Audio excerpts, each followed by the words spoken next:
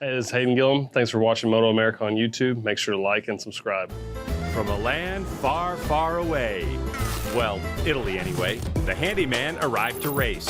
His lifelong resume stood out amongst the crowd, but a lack of experience on U.S. rubber, a lack of knowledge of U.S. racers, and a lack of 100% fitness meant questions loomed about his performance.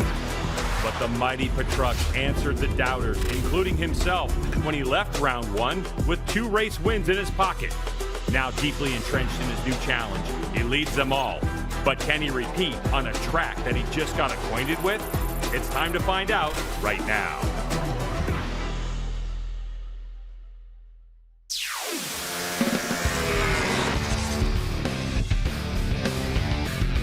You're locked into the MotoAmerica AMA/FIM North American Road Race Championship, our second round of 2022. It's MotoAmerica Superbikes at Atlanta from Michelin Raceway Road Atlanta here in Braselton, Georgia, as we set the stage for Medallia Superbike race number 1. Hello, everyone, and welcome to the broadcast booth. I'm Greg White, standing alongside two-time world champ Jason Bridmore. Now, Jason, it has been a very interesting day in Medallia Superbike because times are really close. Yeah, well, after we got from COTA to come straight to here, there were some question marks, and unfortunately, Cam Peterson fell off yesterday. There's been a lot of things going on. Let's get down to Hannah with a little bit more. Last season, Jake Gagne and Attack Performance had a near-perfect season for all intents and purposes. Last round at COTA, we really saw them encounter some obstacles that was unusual for them. Jake, is it fair to say that all of the challenges you faced last round are behind you? Yeah, this Attack Yamaha is back rolling. It's going to be a fun race, man. All these guys are going fast. It's going to be a battle, so time to go. Best of luck out there, Jake. Let's get over to Jamie. For Matthew Skoltz, we saw him at the top of the timesheets in practice, ultimately starting on the second row for the race, but it was the race pace that you were working through. Where's your confidence at for race time? Yeah, obviously I would have liked to have qualified a little higher up, but judging by practice, race pace looks pretty good. I definitely expect to battle up front, and I've got friends and family, and got my wife watching back home, and I just want to make everyone proud. Well, there's been a lot of changes to the Westby Racing motorcycle over the course of the first bit of the season and the off season, and we're really going to see if those changes make a difference. Yeah, no, Matthew, I think, is going to be right there. He's qualified 4th, but he's going to be right there with these guys today. It's a home race for that team, and they're hungry. Well, this rider right here, Danilo Petrucci, came on the scene, Jason, and at COTA, he grabbed a pair of wins right out of the box. Yeah, and to be fair, he made it look really easy, and I think that that's the hard work of this team. There's a lot of guys that have come over from Italy. There was a lot of support there at COTA, and they really picked up where they left off. Yeah, he qualified 2nd today, but it took him all of 1 session to learn this track, and I really do attribute it by the amount of time I spend out there watching. This bike looks different than last year. It looks different probably from a rider's perspective, from everything. They've made this motorcycle really adaptable, and getting used to the new Dunlop tires and things like that will be not difficult for him because it looks like the bike is just working so well. Yeah, there's been a balance change to the Panigale that he has, and basically a lot of it has to do with the tank. But Jay, taking a look at the famous S's here at Road Atlanta, and they can be daunting for a motorcycle that doesn't turn. Here's Suzuki inside the numbers, and this is what race 1 versus race 2 look like. Yeah, and you see that he had a bigger gap there for the win in race number 2, but we had a really windy second day. Even best lap to best lap was a little bit off on that second day at COTA, but we are always talking about these guys that come over from Europe that are as experienced as somebody like Danilo is. It doesn't take these guys anything to learn a track. There's really no such thing, Greg. I really believe this at this level. There's not really any such thing as a home track advantage. So, Michelin Raceway Road Atlanta, a fun racetrack. It goes up and down. Let's take a look at the track map. Jason, built in 1970. It's a fun one. Crazy, and I've seen a lot of different configurations of this place since they built this track. Go down into turn 1, big fast right-hander up a very steep hill into a single file turns 2 through 4, into turn 5 up over the top of a rise there. Turn 7 onto that back straightaway where we're going to see these bikes drafting and redrafting at 180 plus mile an hour down into turn 10. Got to get hard on the benders there, up under the bridge down to turn 12 to a very short run to the checkered flag. All right, when we come back to Michelin Raceway Road Atlanta, we'll get Medallia Superbike Race 1 underway. Don't go anywhere.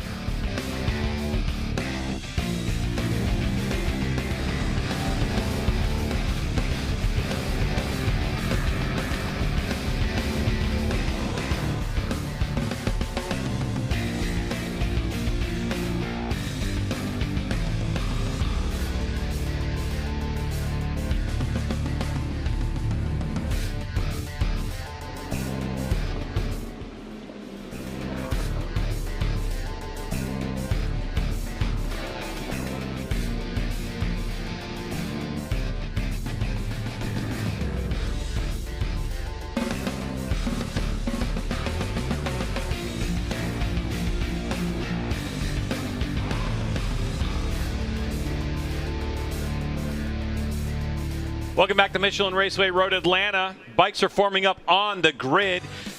Jake Gagne, Danilo Petrucci, and Cameron Peterson. Schultz, Barbara, and Escalante on row number 2. And then you have Lewis Alexander May, Gillum Yates, and David Anthony outside row number 4.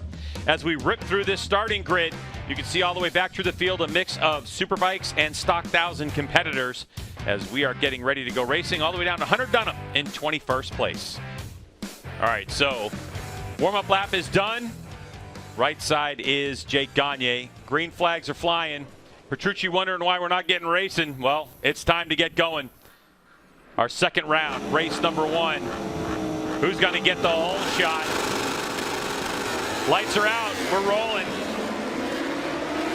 Looks like Jake Gagne got a good line. So did Cameron Peterson on the 45. And He's Hector going up the Barbara. inside. And over the bump it goes. Petrucci going to slot himself into second as they head up the hill. Yeah, Hector Barbara got a great start as well, Greg. He's going to slot himself back in there into 5th now, as it looked like Matthew Schultz got a good run up the hill. Now, keep in mind, the only guy that Petrucci really didn't get a chance to race with at COTA is the guy in front of him. He's heard all the hype. He's seen, probably look back at videos from last year all year long of Gagne and what Gagne is capable of doing.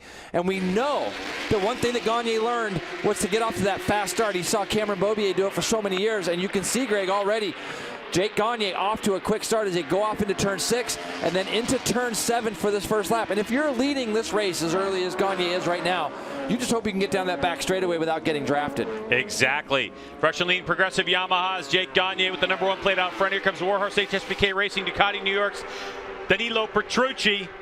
And then there's 45 of Cameron Peterson, who's coming off an injury, and Schulte in the mix. These are the 4 we expect to see up front. The question is, can Petrucci not allow Gagne to get away? And boy, he was hard on the brakes in turn 10A and reeled the number 1 plate back in. And I really do feel the number 11 there, Matthew Schultz, that 4th place on the grid isn't really a good tell of how good this guy is around this track. Watching him over the last couple of days here, Greg, he might not have got that qualifying time, but I believe on race rubber that West BR1 is going to be just as good as the rest of these guys. Now, the guy in 3rd is the guy we got to keep an eye on. Cam Peterson, saw him before the race. He had an off yesterday that we'll talk about probably a little bit more later in this telecast, but the 45 of Cam's running around with a little injury on his left-hand look. That's not going to help at all. Yep. The bucking Bronco, as he took the wrong line and got that thing sideways, and it's also going to balk up Schultz. It's so single file up there that if you miss your mark just a little bit, he was trying to get that bike turned over the paint. Watching these Superbike riders during the practice sessions, you actually have to get the bike committed and turned before you get to the paint, Greg. If you try to make a direction change on that paint, that's the result that you see. Working lap number 2, Cameron Peterson riding that bucking Bronco. He created that himself on the fresh and lean progressive Yamaha. Jay, left part of your screen, what happened? You see how early he had that bike tipped in, and as he went, he almost got on the grass on the right, which caused him then he had to flick the bike back to the left, and that's what made the bike get a little bit out of shape, and it created that gap. Now he's going to be doing some work to try to get back onto the front of these 2 guys. Now Petrucci has closed that gap back up to Gagne, so that's going to settle any heart rate issues that he may have had at the beginning, seeing Gagne try to dart away. Tires are now going to be up to temperature. This is all part of that learning as far as getting used to the Dunlop tires, and now he's getting to see what it's like to get the pace pushed right off the bat. At COTA, he got bad starts. Here he got a good start, got off with the champ. Now he's getting to see a good look at what the number 1 can do. So Jake Gagne, the number 1, after 17 wins in the Medallia Superbike class last year, 17 of 20, walked away with that number 1 plate. You can see more riders just kind of making their way through the top section of this racetrack and getting off and kicking up some Georgia clay. Gagne doing a good job. Petrucci, one of the biggest things for this motorcycle, Jay, as I talked about, is last year Loris Baz occupied that seat on that Warhorse HSBK Racing Ducati New York bike. But the data doesn't translate. The motorcycle is different, mostly because of where the fuel tank is located. So last year it was a stock fuel tank. This year it's under the seat. And so the balance of the motorcycle on that Panigale V4R totally different this year, and of course a different rider in Petrucci, Hannah. Greg, earlier you mentioned the difficulty of learning the Dunlop tires. Well, there's an added challenge for Petrucci this weekend. Of course, he's been to Circuit of the Americas. This is a track that he's never seen before. You know, with that being said, he watched last year's races and some onboard footage, even did a track walk with his teammate Josh Herron, but he said the best way to learn this track is to ride it, and it is a very challenging course, especially the first sector. It's the most difficult for him. He gets around the other two sectors well, so he's hoping that that will be enough today to help him stick with those Yamahas. And I couldn't agree with him more, Hannah. I think that the best way to look at a racetrack is to be able to go out and ride it, Greg. I think walking a track that you don't really know, it makes it sometimes a little bit more intimidating or a little bit harder because you're starting to guess at what you might do. Now, this little section here is so difficult. This is probably the most difficult section here to get it right. This is where we saw Gagne open up 0.3 of a second on his way to a 24 flat, Greg, on race rubber here. So this little section here is the place where Gagne opened that gap. Now, this time through, it's not going to be as big of a gap, and I'm looking for this first split to come up right about now. 33.1 to a 33.2. That was Petrucci's fastest lap through that first sector. So he's going to keep learning as they go. Yeah, but Jason, I talked to the crew chiefs for all the riders on this front-running group, this front-running quartet. And I asked every one of them what you would expect it to be race pace. And most of them said maybe 1 or 2 low 24s and will probably settle into high 24s, maybe 25s at the end of the race. But Gagne has shattered that. I mean, 24.061. I mean, he's touching on a 23. So what's happening with Gagne, without question, is he's seeing his pit board, and he understands that he's trying to snap Petrucci, trying to force him into making a mistake. But the question is, how long is it going to last? Because one thing we know about Michelin Raceway Road Atlanta, the later in the day it gets, the more greasy the track becomes with any tire. Now, what we have, Jay, that we haven't seen so far this weekend is a gentle cloud cover. So track temperatures might not be as high as they expected them to be, and it might bode well for tire wear and tire life as we get deeper into this race. Well, one of the things you can see right now is that second and third sector kind of belonging to Petrucci over the last couple laps. This first longer sector has belonged to Jake Gagne. If Gagne can continue to try to pull away in this first sector, it'll make that back straightaway pass a lot harder for Petrucci. Last time down the back straightaway, we saw the attack Yamaha of Gagne out front at 180.4 mile an hour. The Ducati ran 186.7. You can still get a little piece of that draft, Greg. Even if you're half a second back, you can still get a little bit of that. But if Petrucci can't get close enough to him, that's going to make that pass a lot harder, obviously. And an interesting note on the tire selection for our two front runners, Jake Gagne and Danilo Petrucci, is Jake Gagne has an extra soft on the front of that motorcycle, whereas Danilo went with a medium. There's 2 tires in between the two of them. So with 14 laps left in this race, it's going to be interesting to see who has the Dunlop rubber left at the end. Matthew Skoltz in third place into 10A will take the position from Cameron Peterson.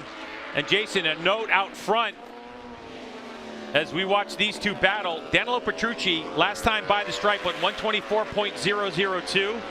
That is a new race record. And Petrucci, who just dips into the 23.9 with leader Jake Gagne. So 23.921. Gagne grabs the race lap record back.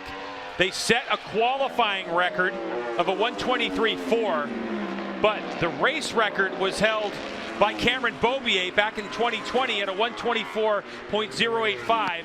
So these two are pushing each other to lap time. Oh, and Gagne pushes it too hard, and there he goes. He's down in turn number 5. So the number 1 throws it away. Tapping his head, he knows he made a mistake. He tucks the front, through the gravel trap he goes, handing it over to the championship leader, Danilo Petrucci. And he saw 23.9 on his board and probably thought, all right, I got to keep pushing, got to keep getting this pace going low to try to get away. He was seeing, Greg, 24 flats and 24 ones and still getting +0 on his board. As you can see, gets into turn 5 and he's just going to lose that front as he got ever so close to that paint. Now, Petrucci can start watching his pit board at +0.2. 2.2 is what he's at. Looks like the rear tire of that bike is flat. Oh man, and wheels. that is a huge hit. This is where the COTA thing comes back to you a little bit when you have a little small problem. And now the riders made a mistake here, and it's going to allow Petrucci to control this race as he goes through now, Greg, at a 24.7 to 24.7. So the first 3 riders now are all 24.7, 24.8, and Petrucci now has a 2.2 second lead. Skoltz is going to have to do a lot of work to see if he can catch up to that. And that just is the pressure that Petrucci was putting on Jake Gagne after lap record pace by both riders. Petrucci, the lap before, had broken the race lap record set by Cameron Beaubier, and then both Gagne and Petrucci broke it again as Jake Gagne walks away from his mistake. A long season ahead for Jake Gagne if he wants to hold on to that #1 plate.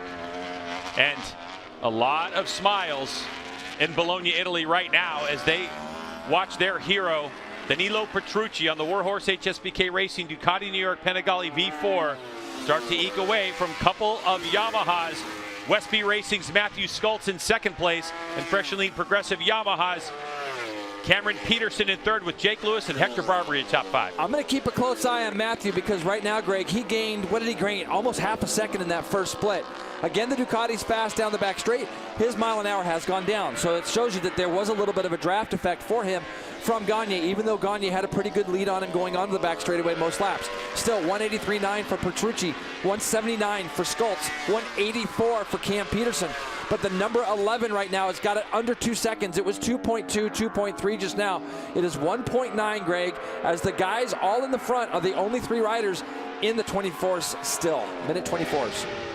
You mentioned Matthew Skultz's qualifying position not being indicative of the race pace, and in qualifying the riders were given a special tire if they were within the top 10, and the amount of grip that tire gave them was a bit of a surprise to Matthew, so they just timed it wrong, and you see him now running up in second position, and his crew chief Ed Sullivan told me this is what they expected. They expected their mid to end race pace to be where they were strongest. That was what their goal was. You see him now putting down his quickest laps of the race, so look for more here as we get towards the end. And that is information that they took away from Circuit of the Americas after their first go at racing Petrucci and looking at how hard he pushes.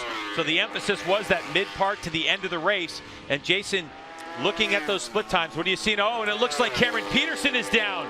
So disaster for the Fresh and Lean Progressive Yamaha Racing team as Cameron Peterson making a mistake.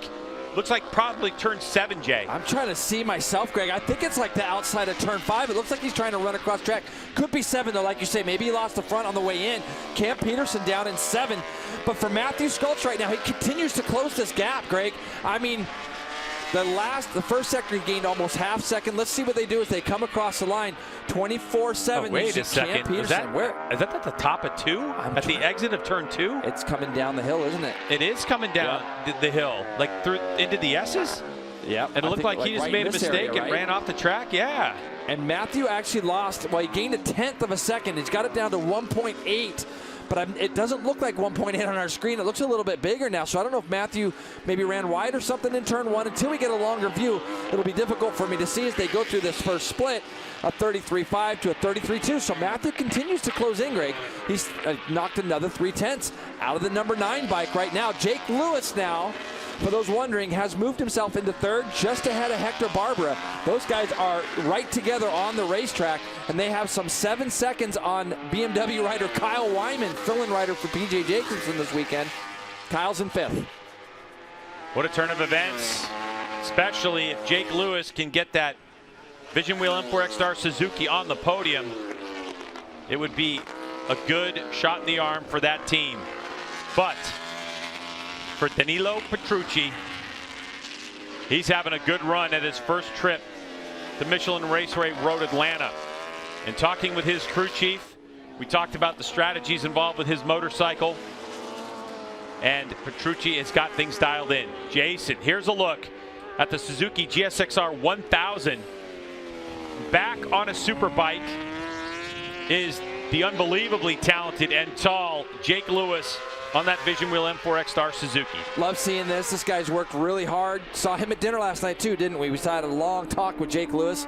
And this would be a big boost for this Vision Wheel Suzuki team down there, because this guy's been working hard. He's got a new teammate, new team for both these guys in that Vision Wheel team. And for them now, Greg, just looking up on the board here, he has opened up more than that now, 2.2 on Hector Barbara.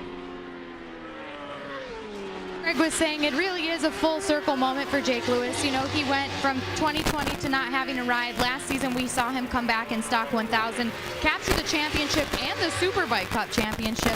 Now He's earned himself a ride on this M4 Suzuki, and you know, talking through things with him, he said he's feeling a lot more comfortable and confident for COTA. He was looking for some, you know, more confidence on the front end, but overall he feels like he has really good race pace, and it's really showing right now.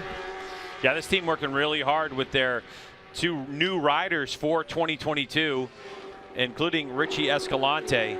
So there's a proven motorcycle in Jake Lewis, and the motorcycle that's new to the series and in the United States is this BMW R1000 RR, and this is Hector Barbera, who's in 4th place. Pridmore, he's doing a great job. He's doing a great job, yeah, absolutely. Spoke to him briefly before the start of the race as well, and you know, we both agreed that for as little time as this team has been put together, they're getting some incredible results, Greg, both in Stock 1000 and in Superbike. Talking to Hector, he's like, Jason, we really just haven't had any proper testing. They're planning on doing a day or two between now and VIR, and let's hope they get some dry weather because they haven't had much of that when they've gone to try to test these bikes.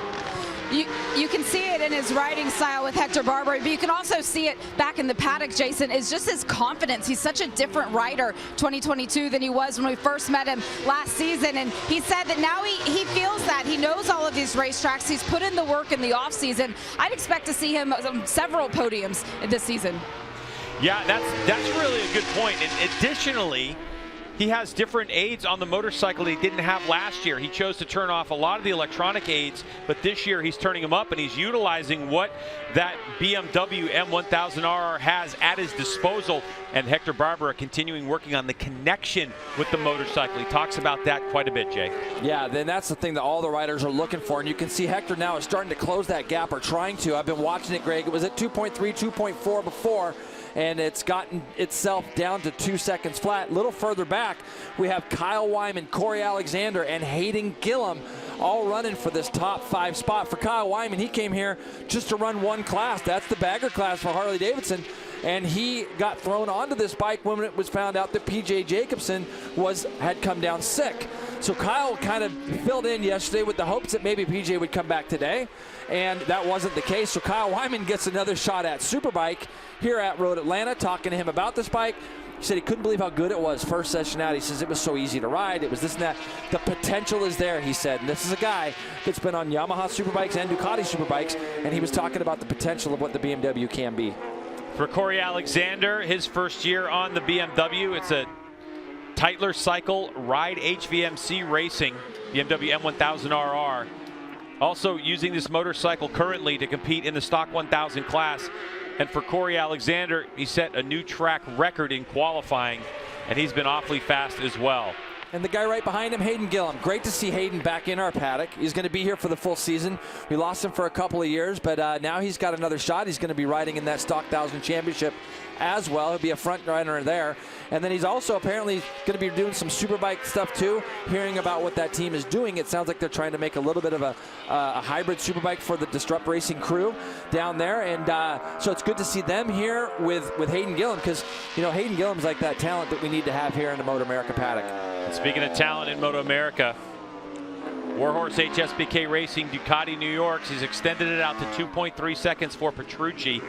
But Jason, looking at Petrucci and talking with his crew chief and all the things that are different, I asked him, hey, Loris Baz was on this motorcycle last year.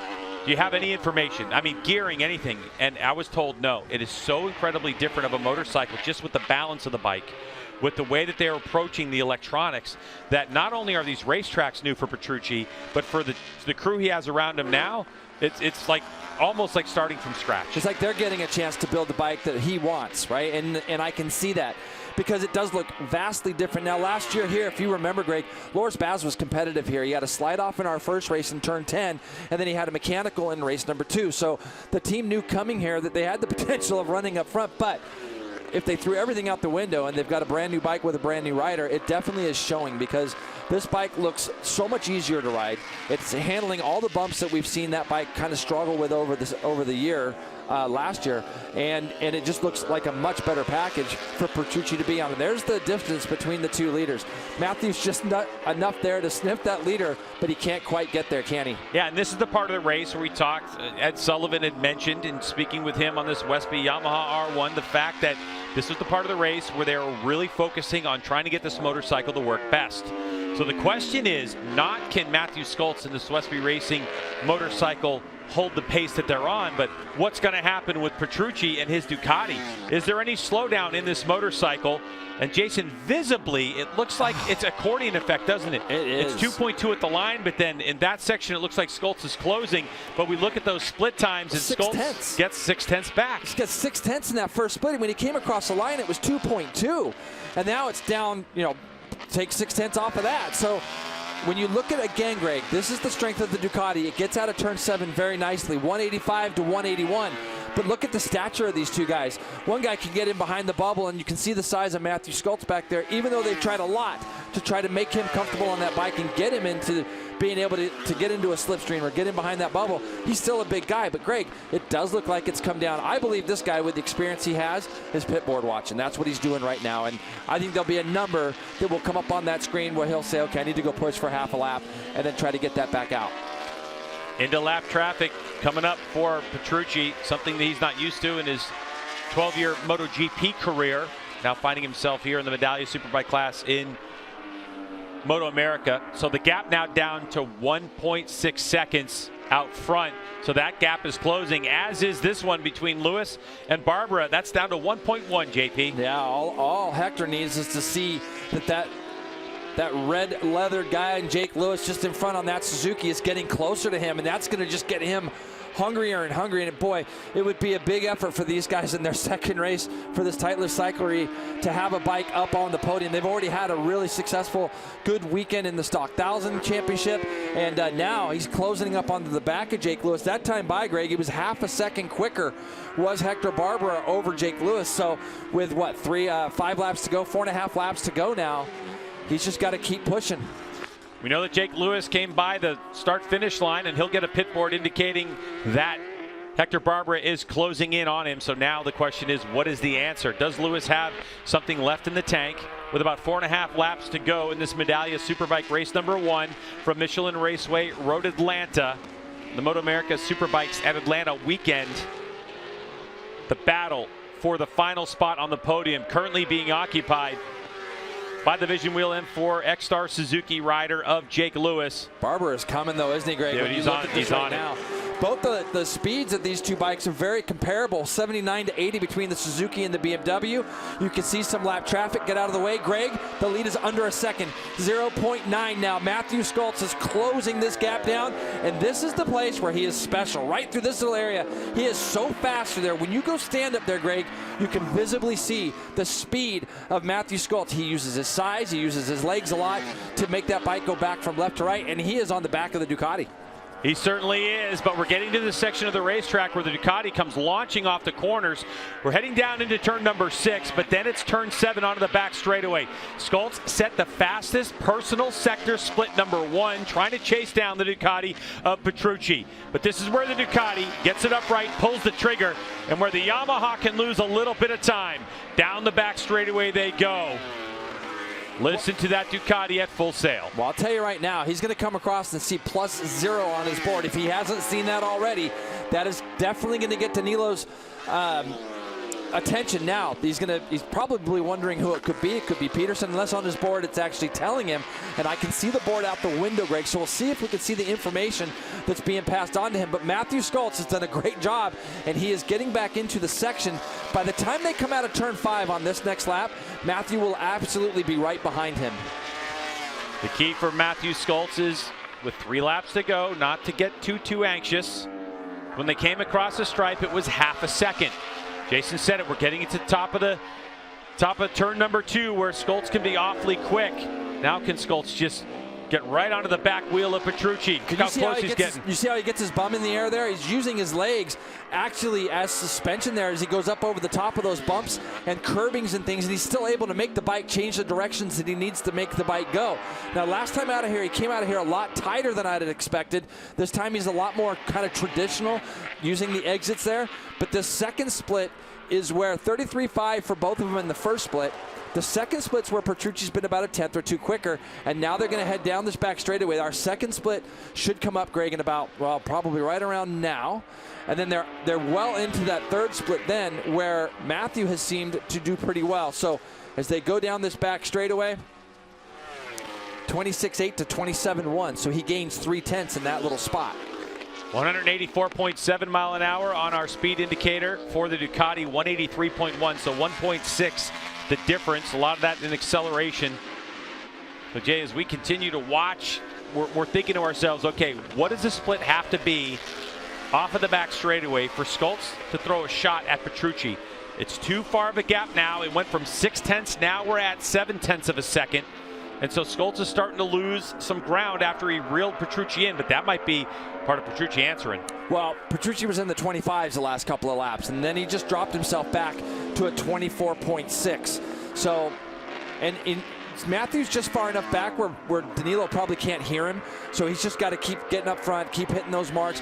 Matthew, this is the spot where he was gaining time. The last time through, Petrucci actually matched the same all the way down to the 10th. So 33.5, 33.4. So Matthew pulled a tenth back in, but then this second sector where we got all turn 6, 7, till about 3/4 of the way down the back straightaway, halfway down the back straightaway, the Ducati has a little bit more legs. Last time through though, 184 for the Ducati, 183 for the Yamaha. But look, Greg, you can see that split back up again, hasn't it? Yeah, Danilo Petrucci has answered the call as Scholz pushed as hard as he could to close that gap, and Petrucci starting to eke it out. I know that Scholz saw Petrucci force Jake Gagne to exit this race after 5 laps of racing, and Gagne, with a crash in turn number 5, ended his race in a gravel trap. And Scholz was trying to do the same thing to Petrucci, put some pressure on, and Petrucci had a bit of a mistake going through that final corner, but he gathers it back up just fine. Yeah, Greg, these guys are onto the front straightaway with the white flag out, and I'm going to tell you, there's 3 back markers, probably about a second up the road. So I don't know if they're actually going to be able to hold Petrucci up at all down through the S's. I think they're going to be just out in front enough where he should be able to go by those guys between 5 and 6.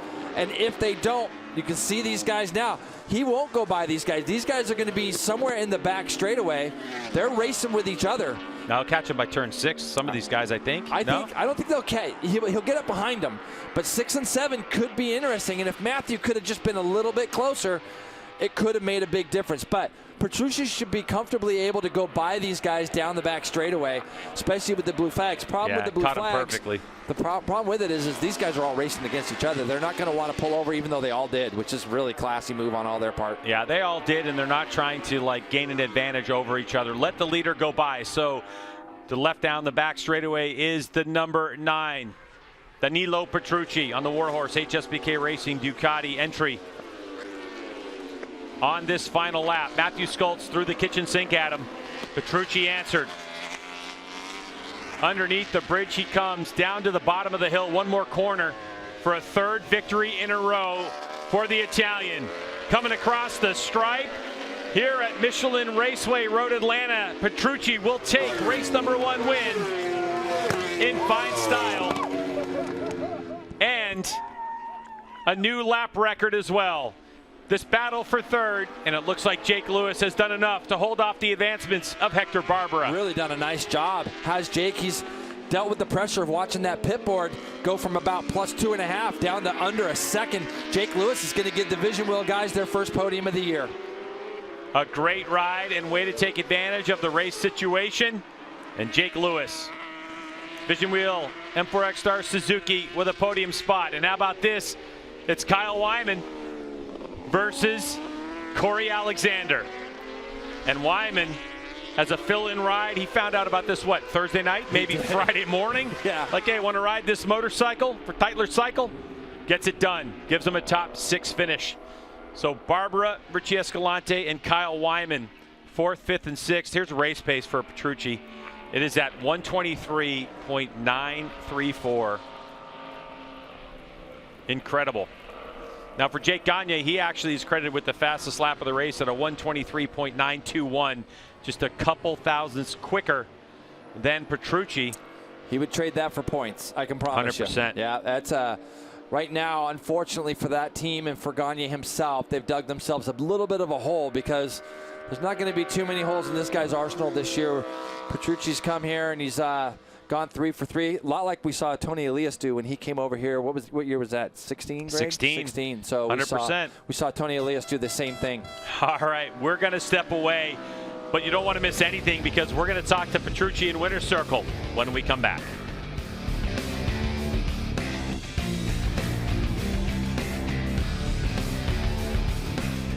All right, we take it over for a bit. Roger Hayden, I'm Robbie Floyd, and Danilo Petrucci. Is it too early to talk about the perfect season? Is it too early after 3 for 3? Yeah, it's a little early. Okay, just check it, because I mean, until you can, you know, at what point do we start talking about that? About probably mid-season, but he's looking good. But you know Matt rode a great race. If he didn't have that, you know, spot him a couple seconds early, I think he could have been there at the end. And you know, it was kind of funny watching that race. It's the first sector. Matt is way better than him, and then that second sector, if Matt can figure that out and get a couple tenths in that second sector, he'll be there tomorrow. But also just needs to get a little bit better start. Like I said, I think he lost too much early, and then you know, there was a couple laps there, about 5 or 6 laps ago.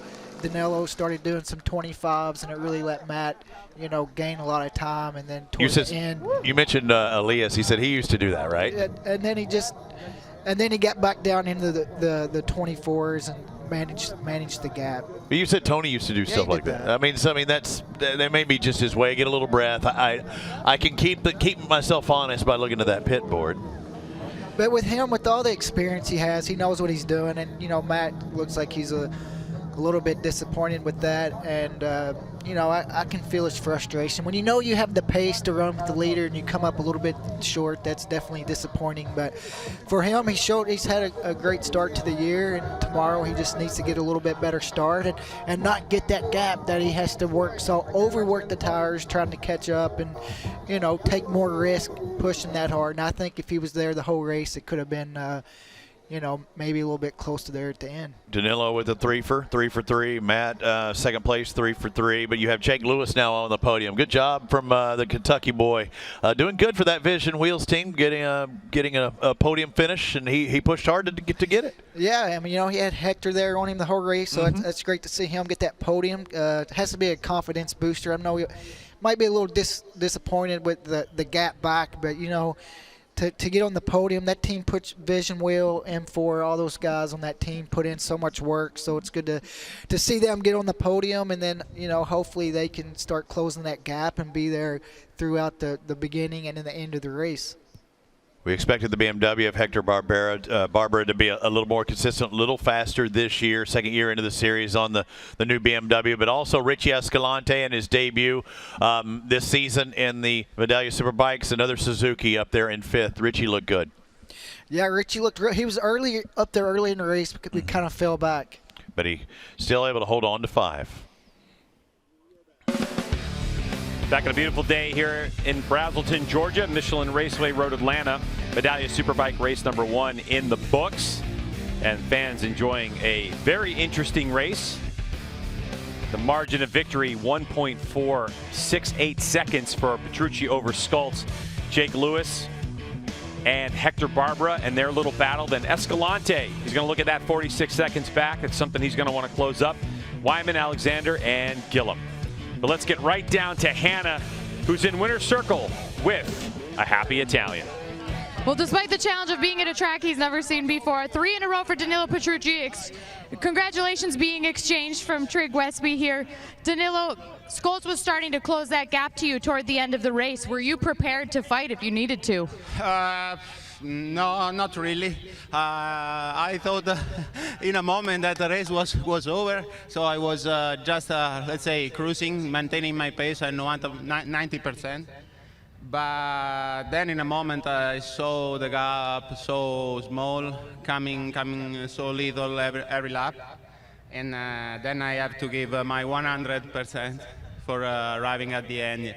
I must say that there is a huge problem with the lapped rider, that they are not respectful through us, because there are blue flag and they just ruin our race and the race of the other. But anyway, I'm happy. It's my second day in this circuit, and I would like to thank all my team and all the people at home, and they did a great job.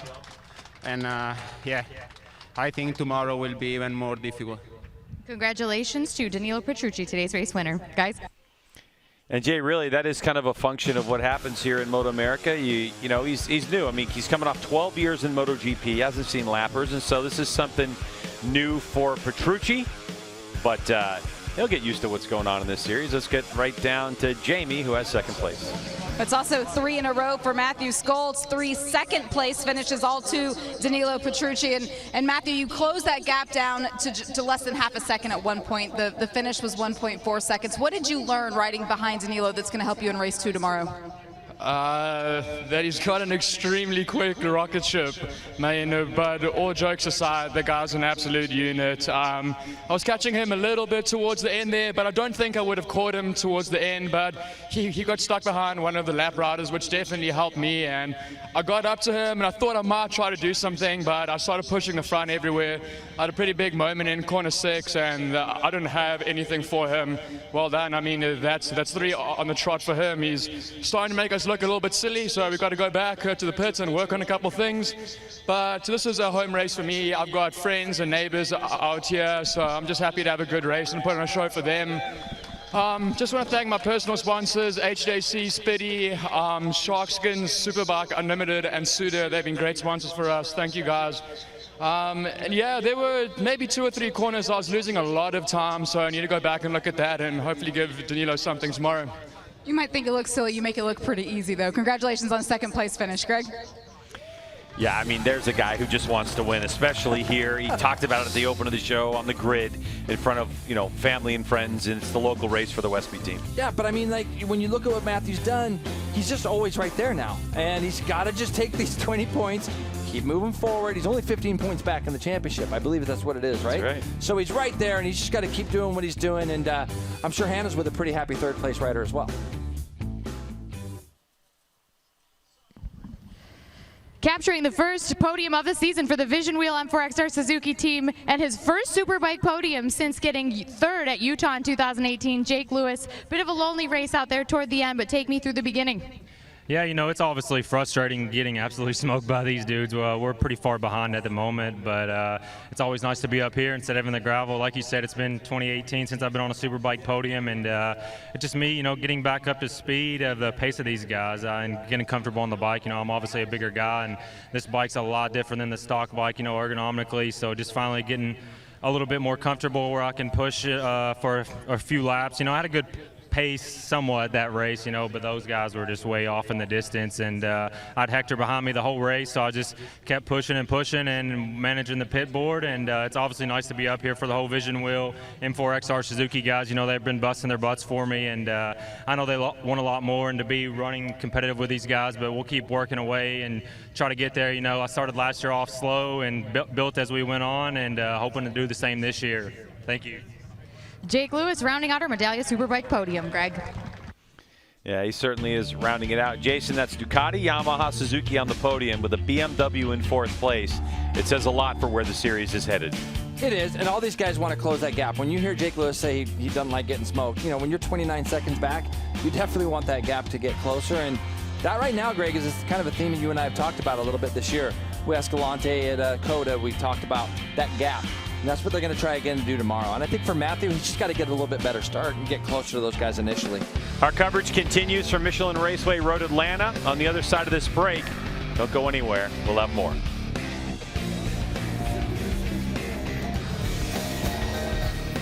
right, so here we go.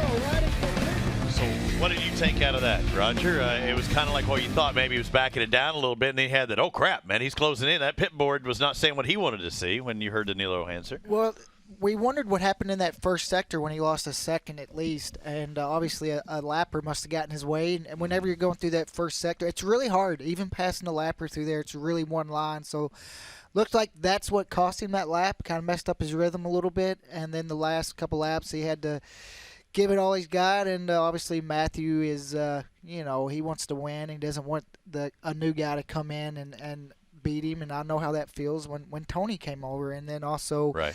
You know, I think he's happy to be there, but he knows he has to find a little bit more. And I think when he was talking about a couple corners, that's obviously that the second sector is the one when he's losing the most. Just watching the splits during the race, and also for Jake, happy to be on the podium, but you know he's not happy to be 29 seconds back from the leader, and he knows he has to cut that down, and that's what him and his team will look at the data tonight, and they'll try to, they know they're not going to find 29 seconds overnight. That's unrealistic. Yeah. But let's get it to low 20s tomorrow, and then, start chipping away at it. What do you take, Cam Peterson? Again, you hope mentally this doesn't get to him as well after seeing him kind of let it go in practice. Then, again, it looked like another mistake on his part here in today's first race. I mean, he's got to get things back together because I think conservatively, easily third, wouldn't you say, today, if he just kept it on two wheels? Well, I mean, if Jake was 29, Jake was. Oh yeah, right. But I'm saying once Gagne was out of the picture, Jake Lewis was 27 seconds. Oh, definitely after Gagne crashed, he was. He had third locked up. So, whatever that mistake was, but he's not here to settle for podiums. That's the problem. That's why he made a mistake. He wanted to go with Matt to try to chase down Danilo and try to get the win. Made a mistake. Learn from it tomorrow. Clean it up and. Go from there. It's a new day, and just like with Matthew Skolson, the guy's talking about how he's only 15 points behind. That's less than a race. He could literally go from consistent second place to a points leader when he leaves here tomorrow. You can't count out any of these guys. Again, we send it back over next door as they get ready to close out the show.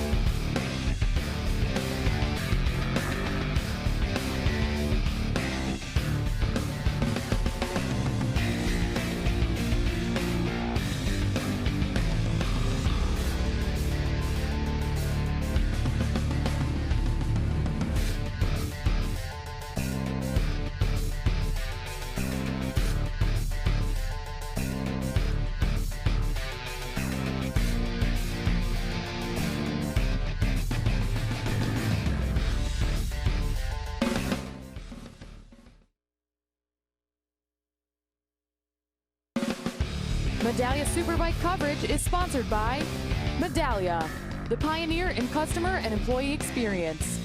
By Dunlop, the official tire of the MotoAmerica Championship Series. And by Geico, where 15 minutes could save you 15% or more on your car or motorcycle insurance. Back at Michelin Raceway Road Atlanta, where Medallia Superbike race number 1 has concluded. We got our podium interviews done, and if for some reason you're just joining us, number 1 plate Jake Gagne has not had a good weekend yet, and he's with Jamie. And as the bike is now working on that number 1 bike for race number 2 that will be tomorrow, Jake, we had a shot of you. You stood up after the accident. You're hitting your helmet with your hands. Talk me through the mistake that you made. Yeah, I was just a little pissed off. Obviously, the race started off good, got a good start, and I was really feeling comfortable. Like, that's racing, though. The bike, this Yamaha R1, felt really, really good. I was just trying to click off laps. I was trying to stay calm, honestly, and one little mistake threw the race away. And that's, it's my fault. I feel bad for these guys, these team. They work hard. We got the bike to win, and my bad. All on me today. I threw it down and made a little mistake. So we just got to calm down, relax, come back tomorrow, regroup, and stay calm. As Danilo walked past from the podium celebration, you stopped him to congratulate him. That's now 3 victories. What sort of a deficit are you in this points championship with no points in the first race in Austin and no points today?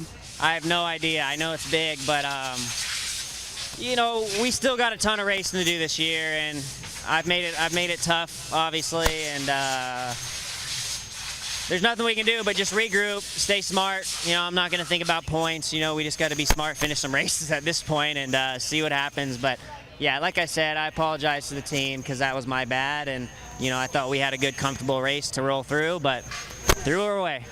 It's going to be a long night over here, Greg. Yeah, it's certainly going to be a long night, Jay. The thing is that as a rider, when you hear what Gagne says there about, he's just being honest. I made a mistake. Hey, everybody can make mistakes, and sometimes they just come at the wrong time. And right now, they need a little momentum to shift over to their side after what they had last year, because there's another team right now with a lot of momentum, with a great rider and a great team, and And that's what he's got to do tomorrow, Greg, is just get out there, get some points. He's going to try to win, obviously. Yeah. But it's even more heartbreaking for him because he's setting records still. Lap record in the race and lap record in qualifying. Our coverage continues from Michelin Raceway Road Atlanta when we get back from this break. You don't want to miss it.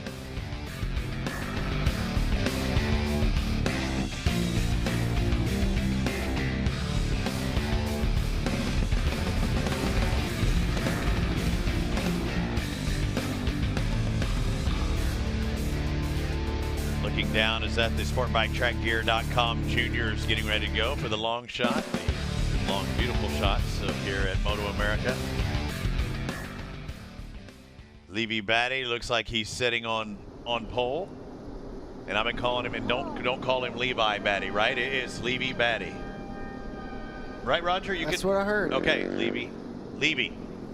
He's fast, and he's going to be sitting on pole. There he is right there. And I will not say it again. Look at Dominic Dole. He can hear me talking. He's like, yeah, don't call him that other word. Cody Wyman, what can he do? We saw him all running by himself. Do you think he was holding back in that Q2? I don't think he was too worried about it. Yesterday, Cody really had a big gap on the rest of the field, and it looks like everybody's kind of closed it up overnight. But everybody's close, man. You look all the way down through those lap times besides Levy. He definitely's got this place figured out, a track that he had to learn and a new team and stuff, and it looks like they're starting to figure that out. But I think Cody's got the experience to at least go with him.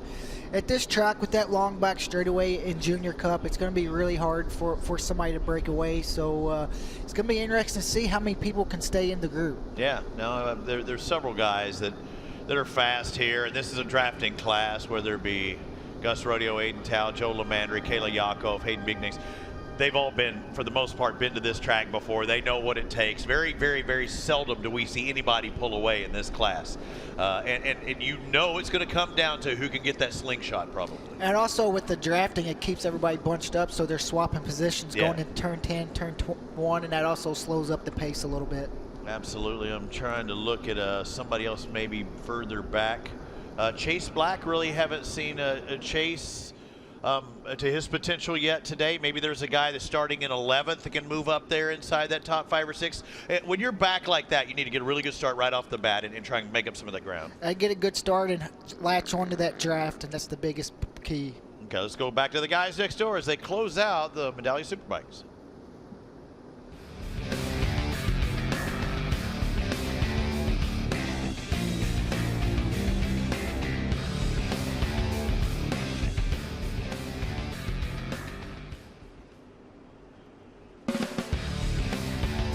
Back in Brazelton, Georgia, Medallia Superbike race number 1 of our second round of the season is done and dusted, and Danilo Petrucci ends up winning his 3rd in a row. Jason Pridmore here, the race highlights. It was entertaining. Well, it was. You know, Jake Gagne got a great start. We were hoping we were going to get to see a battle between the number 1 and the number 9 of Petrucci. Early on, Cam Peterson gets into a big moment as they come down in through that turn 2-3 area, a place that later on would catch the number 45 out, and he would tip off. Now, you can see how far back here Matthew Schultz is to the leaders, but he kept on charging and moving forward. Then we saw a big mistake from Jake Gagne, something we haven't seen in a couple years. To see Gagne go down like that is pretty unusual. His mistake, as he admitted, this guy just kept on getting better. And boy, this is just a really strange tip-off, as it looks like he just ran off out in the grass, like you said, Greg, and slipped.